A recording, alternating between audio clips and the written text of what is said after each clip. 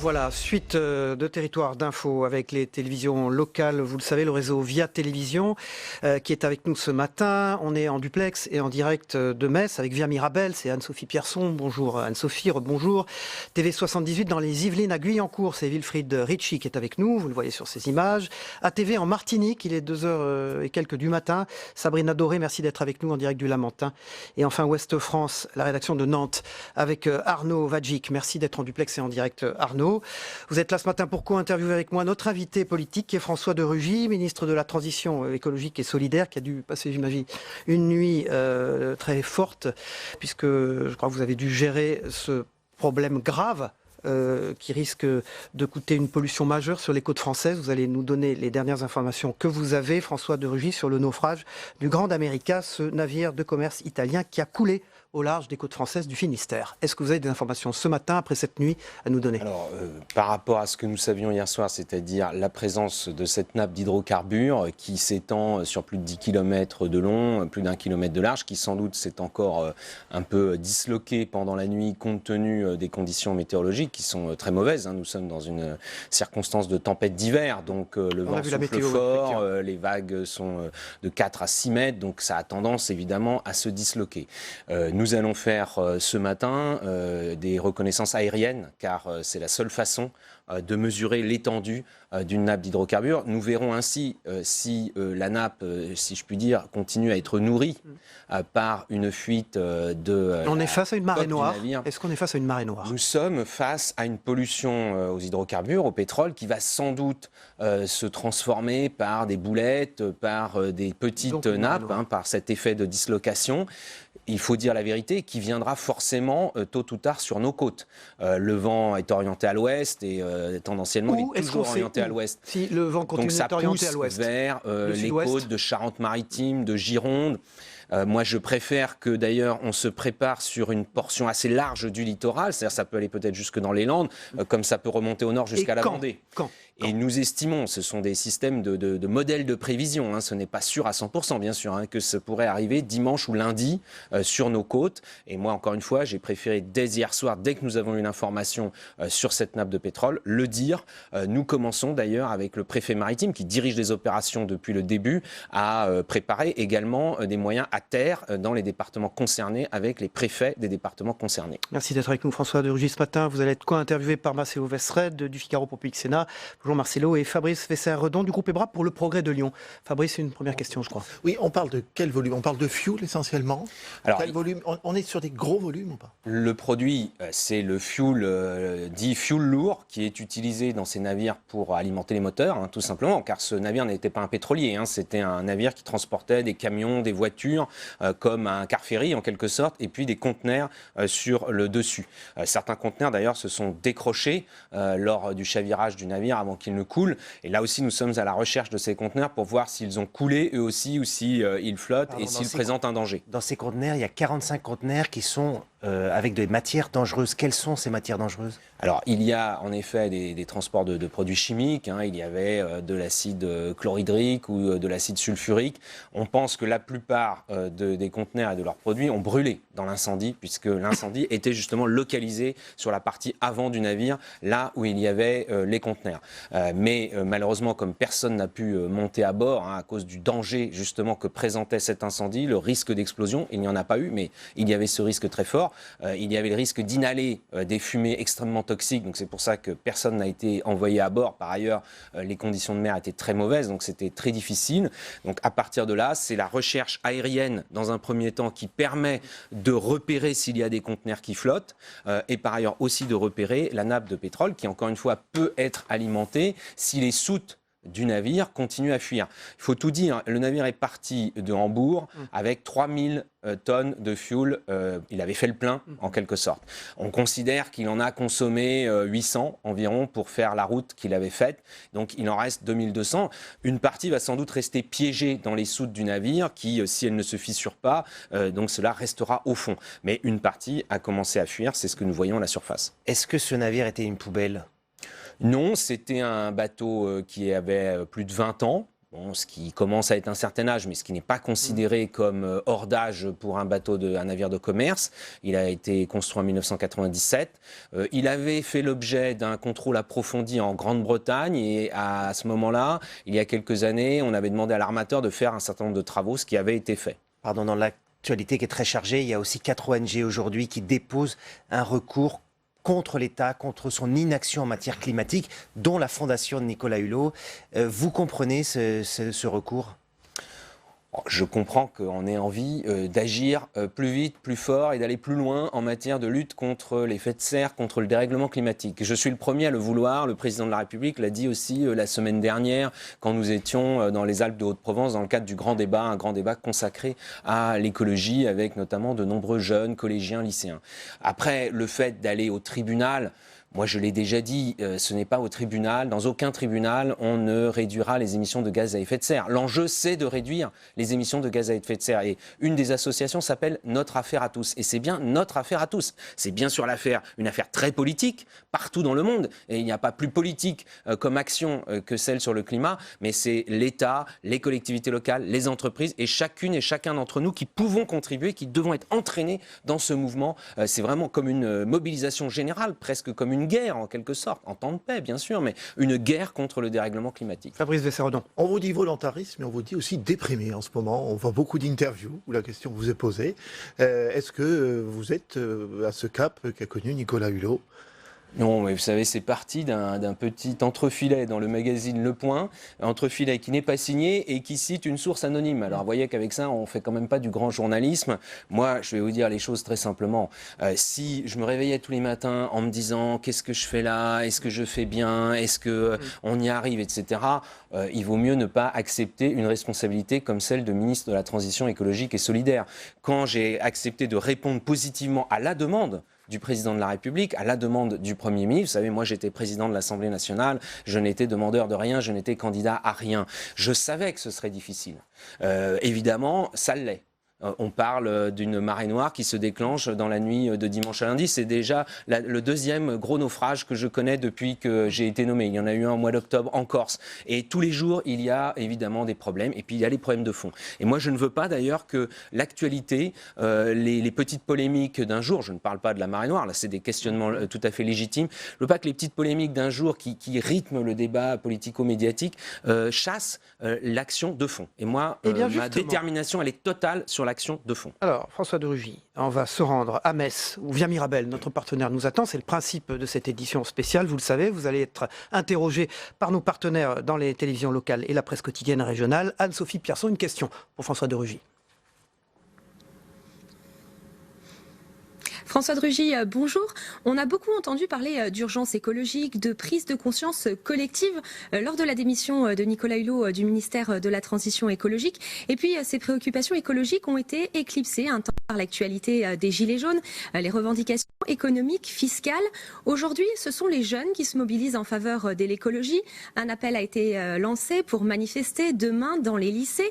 Samedi dernier, à Metz, c'est un adolescent de 14 ans, Victor Noël, qui a réussi à rassembler derrière lui 1500 personnes et 80 organisations de défense de la nature dans une marche pour la biodiversité et sauver la planète. Je vous propose tout de suite de l'écouter.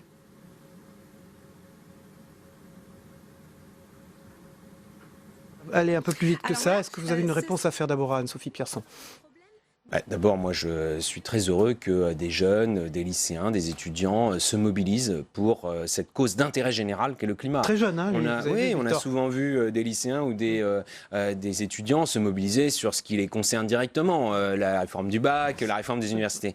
Là, ils se mobilisent sur une cause d'intérêt général. Oui, c'est sans doute parce qu'ils se sentent encore plus concernés quand on parle de ce qui va se passer en 2050.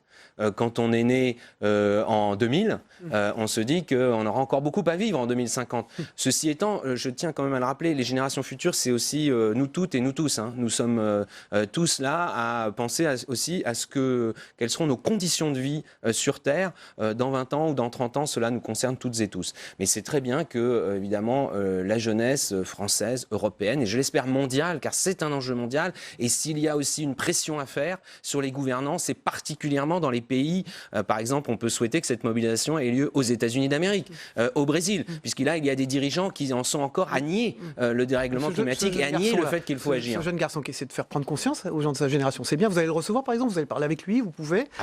Ça fait partie de votre plan ou pas? Oui, j'ai déjà reçu d'ailleurs des jeunes à mon ministère lors d'une des premières manifestations qui s'était déroulée, qui s'était rassemblée devant le ministère. Nous avons rencontré avec le président de la République Greta Thunberg, la jeune Suédoise qui a fait parler d'elle par l'appel vibrant qu'elle avait lancé à la conférence mondiale qui se tenait en Pologne à l'automne dernier. Nous l'avons rencontrée à l'Élysée il y a quelques semaines avec d'autres jeunes Européens, d'ailleurs des Allemands, des Hollandais, des Belges, et c'est très bien. Et d'ailleurs, vous avez remarqué, le mouvement est encore plus important chez nos voisins, peut-être d'ailleurs aussi parce que la situation en termes d'émissions de gaz à effet de serre est plus mauvaise chez nos voisins, notamment dans le domaine de la production d'électricité. Marcelo Westphal. Il y a quand même 3 gros événements, on vient d'en parler, le recours contre l'État, il y a les lycéens qui se mobilisent. Plus de 2 200 000 signataires à la pétition, ce qui est une bonne chose. C'est un mouvement citoyen de grande ampleur qui n'avait jamais eu lieu dans notre pays. Et samedi, une marche sur le climat.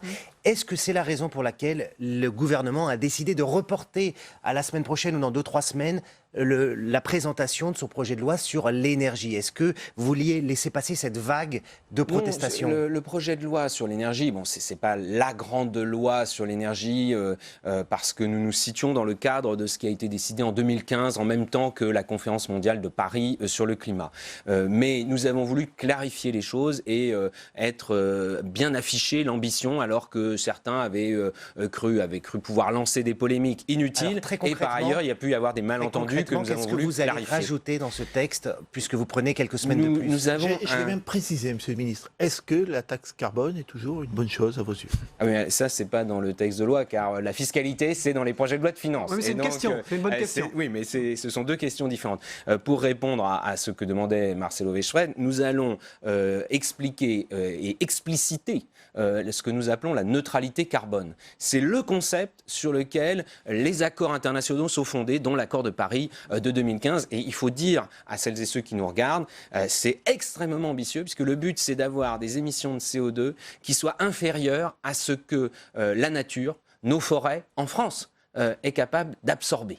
Donc vous vous rendez compte qu'il faut vraiment que ce soit des émissions de CO2 résiduelles, en quelque sorte. On ne compte pas sur d'autres pays, on ne compte pas sur le fait de stocker du carbone dans le sous-sol, ou que sais-je encore. Donc ça veut dire quasiment diviser par 8 nos émissions de CO2 d'ici 2050, alors qu'avant on était sur divisé par 4. Donc nous avons entendu le fait que certains ne comprenaient pas bien ce qu'on voulait dire quand on disait neutralité carbone et pouvaient se dire c'est un peu flou. Voilà un exemple concret. Par ailleurs, il y a un objectif plus rapproché, 2030. Donc là, 2030, c'est quasiment demain, c'est dans à peine plus de 10 ans, sur nos baisses de consommation d'énergie. Parce que si on veut baisser nos émissions de gaz à effet de serre, il faut baisser nos consommations d'énergie. En plus, c'est notre intérêt, parce que ça veut dire que ça nous fera moins de dépenses, à chacune et à chacun, de chauffage, de transport. Et ça veut dire mettre en œuvre des moyens importants pour l'isolation des logements et aussi pour la transformation de nos transports. Fabrice Vesseredon. Et bien alors, cette taxe carbone... La taxe carbone... Tenez à votre question. Un petit peu quand même. C'est quand même un sujet, vous savez, vous parlez de mobilisation... Plus que sensible. Plus que sensible. Tout à fait. Alors, contrairement à ce qui a été dit, le mouvement des Gilets jaunes n'est pas né de la taxe carbone. Il est né des prix des carburants. Et chacun a bien compris à l'automne dernier, c'est pas à l'automne dernier qu'on a augmenté les taxes, c'est les prix du pétrole sur les marchés mondiaux qui avaient fortement augmenté. Et par ailleurs, ça a soulevé en effet un mouvement, comme c'était dit à l'instant, sur le pouvoir d'achat, sur les impôts, les taxes. Bon. À partir de là, nous avons stoppé ce qu'on appelait la trajectoire de hausse de la taxe carbone qui était prévue et qui permet de dire aux investisseurs, qu'ils soient entreprises, qu'ils soient particuliers, quand on a des choix à faire, quelle voiture je dois acheter, quelle chaudière pour me chauffer je vais avoir, eh bien, il vaut mieux savoir si la taxe sur le fuel, le pétrole, le gaz, le charbon va continuer à augmenter ou pas. Ça, c'est ce qui permet d'orienter les consommations et les choix d'investissement. Moi, je continue de penser que c'est un bon outil et efficace pour réduire les émissions de CO2. On dit parfois décarboner l'économie. Ça veut bien dire ce que ça veut dire. Au gouvernement là-dessus. Moi, je défends cela en disant clairement les choses. On a entendu ce que les Français ont dit. Cette taxe carbone, il faut savoir où va la recette. Est-ce qu'elle va vers la transition écologique? Est-ce qu'elle va vers l'aide, les subventions aux investissements? Est-ce qu'elle va vers les transports en commun? Voilà, vers les énergies renouvelables, vers l'aide aussi aux Français, l'accompagnement social. Et nous le faisons, le chèque énergie, la prime à la conversion pour changer de voiture avec une prime qui est doublée pour les ménages les plus modestes. Donc ça, il faut être clair là-dessus et il faut tirer les leçons. Et puis, il faut avoir un mécanisme qui dit si jamais les prix du pétrole augmentent, on est capable de stopper, voire de baisser la taxe pour y faire face. Voilà ce que je mets sur la table, c'est dans le grand débat. Vous savez, moi j'ai fait beaucoup de réunions du grand débat, partout en France, des petites communes, des grandes villes, partout en France, les gens parlent d'écologie. Alors justement, on va se rendre quelque part en France, dans les Yvelines, grâce au multiplex donc de nos partenaires des télévisions locales. TV78, c'est un nouveau partenaire de cette émission. Guyancourt, il est à Guyancourt. C'est Wilfried Ritchie. Vous avez une question à poser à François de Rugy. On vous écoute, Wilfried. Bonjour François de Rugy. Dans notre département des Yvelines, nous avons connu ce que les associations environnementales ont qualifié de marée noire à l'échelle locale. Plusieurs milliers de litres d'hydrocarbures déversés dans la nature au niveau de la commune d'Autouillet après une fuite dans un pipeline de l'entreprise Total qui circule à travers l'Île-de-France. La dépollution est en cours. Les images que vous allez voir ont été tournées il y a moins de 48 heures par nos équipes. Sur place, on nous a indiqué qu'il faudrait encore au moins 8 mois de chantier. Les champs sont inexploitables. Il faut trouver des terres de remplacement, des puits sont hors d'usage, des rivières sont touchées.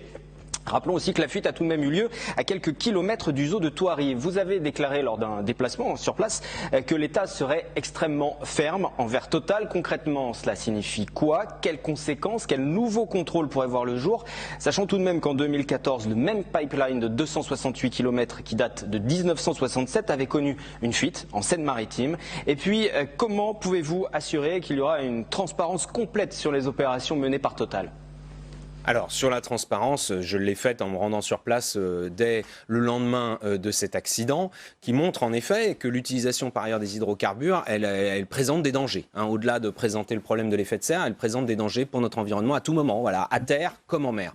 Par ailleurs, j'ai demandé à ce que Total, et ce sera fait, paye tous les travaux. Donc là, les images que nous avons vues... Elles sont spectaculaires d'ailleurs. C'est très spectaculaire parce que ça veut dire concrètement, il faut qu'on dise, on est en train de ramasser la terre sur sans doute plus d'1 mètre d'épaisseur, sur des hectares et des hectares. Donc ce sont des tonnes et des tonnes de terre qu'il faut ramasser, qu'il va falloir traiter ensuite, car il n'est pas question de remettre de la terre évidemment polluée. Sans doute d'ailleurs que ce sera une autre terre qui sera remise là avec les agriculteurs. Donc c'est un chantier extrêmement important. Tout sera payé par Total. Par ailleurs, nous demandons à ce qu'il y ait également des inspections renforcées sur tout le réseau des pipelines en France, car il y en a évidemment dans beaucoup de régions pour alimenter les raffineries, pour alimenter les dépôts de carburant. Et ce travail est en cours et je referai des réunions comme je l'ai fait, sous la houlette, comme le préfet en fait actuellement, avec tous les acteurs locaux pour faire la transparence totale. Peut-être une visite aussi dans les Yvelines. Merci Wilfried Ritchie à Guyancourt.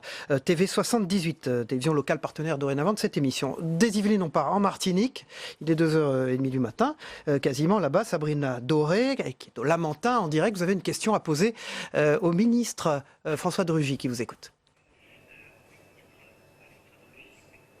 Oui, bonjour Monsieur de Rugy. Donc ma question va porter sur les sargasses, un phénomène qui revient chaque année depuis 10 ans. Aujourd'hui, les scientifiques et les observateurs sont unanimes. Il y a en ce moment une énorme nappe dans l'océan Atlantique avec plusieurs échouages successifs auxquels on doit s'attendre dans les Antilles. Alors la bonne nouvelle, c'est que les petits échouages successifs sont plus facilement maîtrisables que la grosse nappe qui aurait pu envahir notre île, mais il y a quand même plusieurs mauvaises nouvelles. Premièrement, les habitants des communes côtières sont déjà saturés. Deuxièmement, sur la santé, bien qu'il n'y ait pas vraiment eu de reconnaissance, on observe des consultations pour grave allergie à chaque échouage d'algues sargasses. Et puis il y a également les conséquences économiques. Les appareils électroménagers ne résistent pas du tout aux émanations des algues sargasses qui dégagent de l'hydrogène sulfuré et de l'ammoniac. Et les habitants déclarent qu'à chaque échouage, ils sont obligés de rééquiper leur maison. Et puis, il y a également les conséquences économiques, bien évidemment, pour les professionnels du tourisme. Il faut le reconnaître, personne n'a envie de partir en vacances sur une île sans être sûr et certain de pouvoir aller à la plage au moins une fois pendant son séjour. Alors, ma question est en deux temps. Que prévoit le gouvernement en ce qui concerne ces échouages? Est-ce qu'on peut prévoir une solution en amont? Alors, on sait bien que dans l'océan, dans les eaux internationales, c'est le problème de tout le monde et de personne, mais que prévoit le gouvernement pour régler ce problème en amont? Et puis, est-ce qu'il peut y avoir des dédommagements pour les professionnels du tourisme et pour les riverains?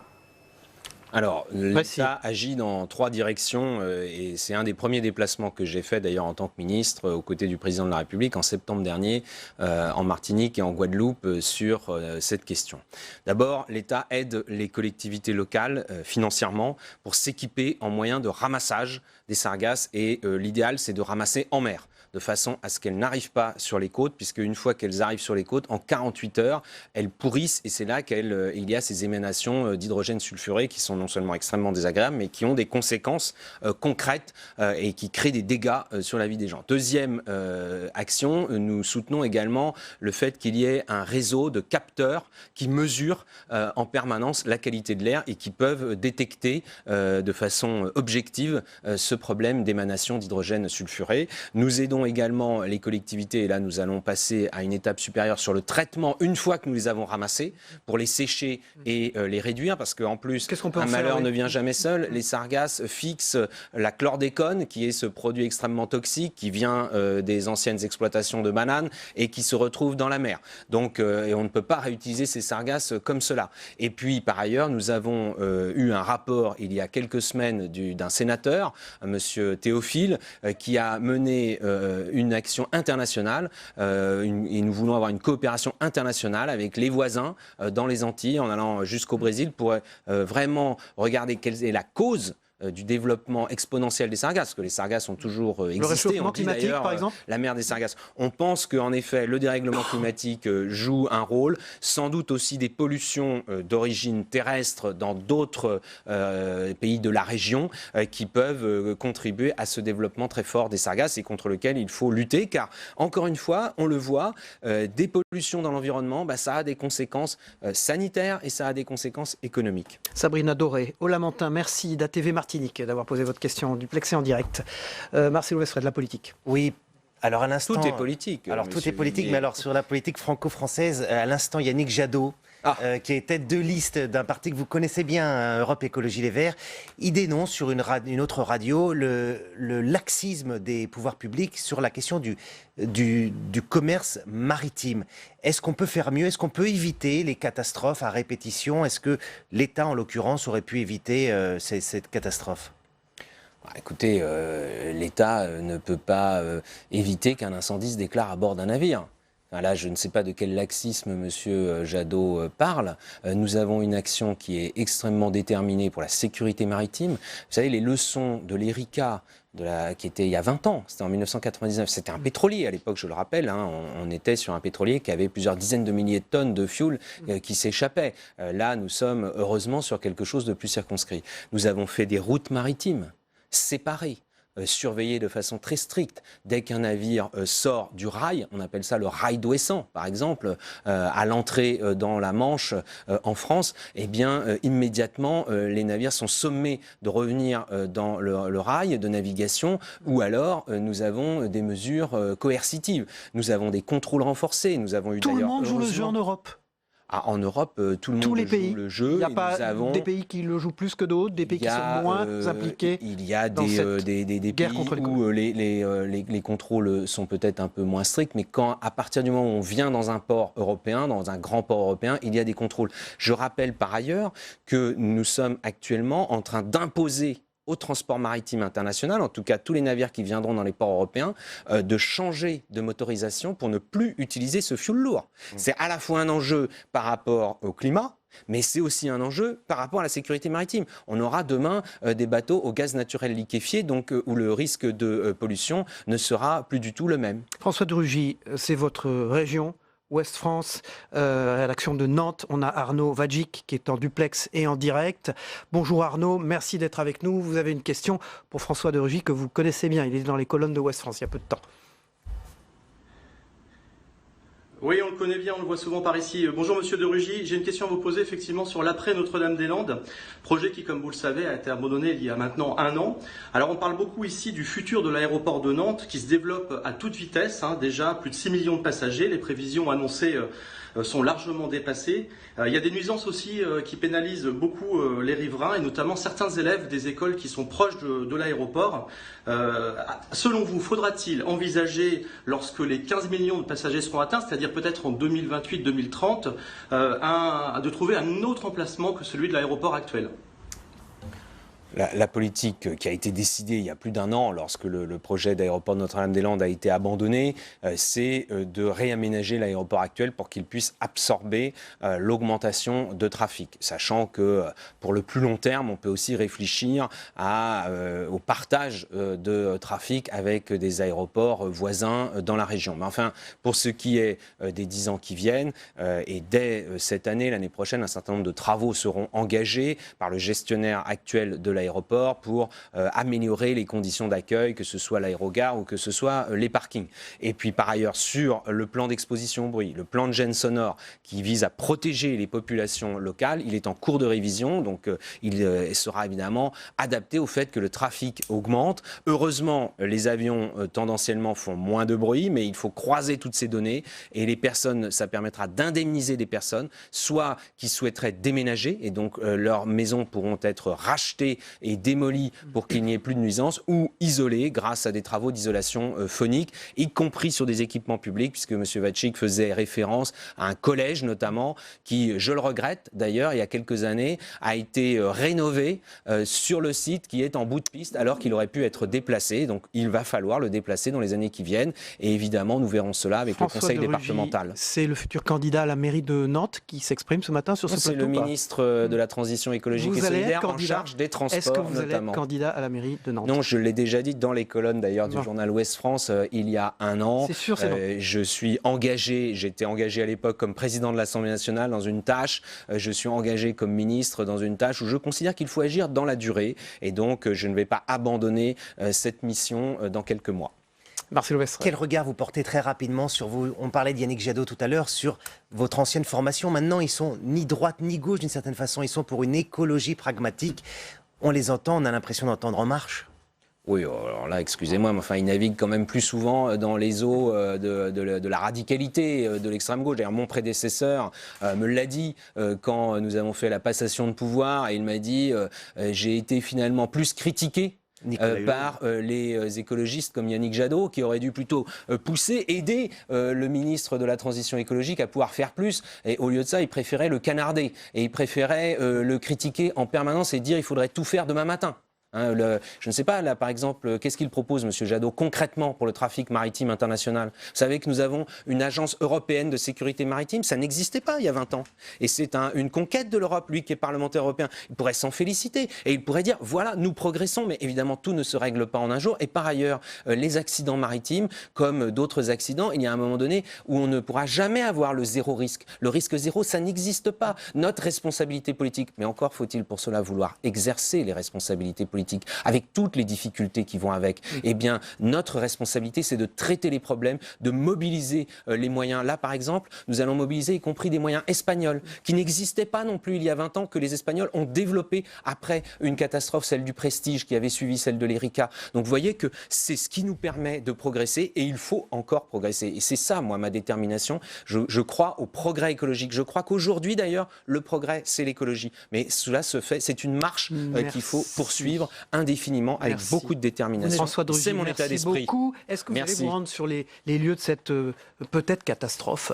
Oui, je vais en tout cas être en lien permanent, bien sûr avec le préfet maritime, mais aussi avec les élus des départements, des villes, le maire de La Rochelle, Jean-François Fountaine, le président de la région Aquitaine, Alain Rousset, pour travailler avec eux, pour préparer à terre. Je me rendrai sur place. Pour l'instant, il est difficile, évidemment, se rendre sur place, ça veut dire se rendre en pleine mer, et je ne vais pas aller chercher à déranger les marins qui sont à pied d'œuvre à plusieurs centaines de kilomètres des côtes. Mais évidemment, je suis ça de très près, et encore une fois, les moyens de l'État sont très mobilisés. Ça ne permet pas d'éviter tous les problèmes, mais en tout cas, ça permet de parer à des conséquences supplémentaires. Merci François de Rugy, ministre de la Transition écologique et solidaire, d'avoir été notre invité politique ce matin après votre nuit passée sur cette peut-être catastrophe écologique. On ne sait pas encore, il faut être prudent. Merci Marcelo Vesfred du Figaro, merci Fabrice Vesser-Redon. On passe au Zap Matin, ce qui s'est également passé dans les autres matinales d'infos chez nos confrères. Ce matin, on regarde ensemble, on se retrouve après. L'aéroport de Roissy-Charles de Gaulle et celui d'Orly bientôt privatisé.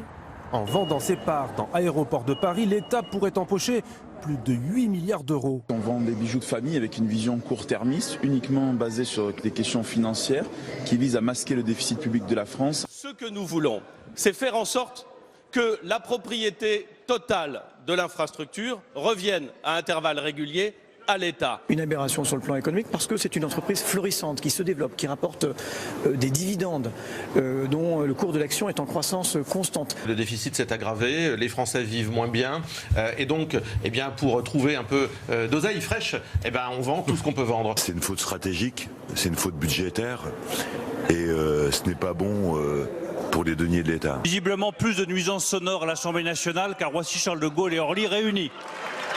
ADP, moi je le qualifierais plutôt de arnaque du président. Quand on voit les chiffres factuellement tels qu'ils sont aujourd'hui présentés par l'entreprise, personne n'y a gagné à part les amis du président Macron. On nous dit on a tenu compte de l'expérience des privatisations des autoroutes.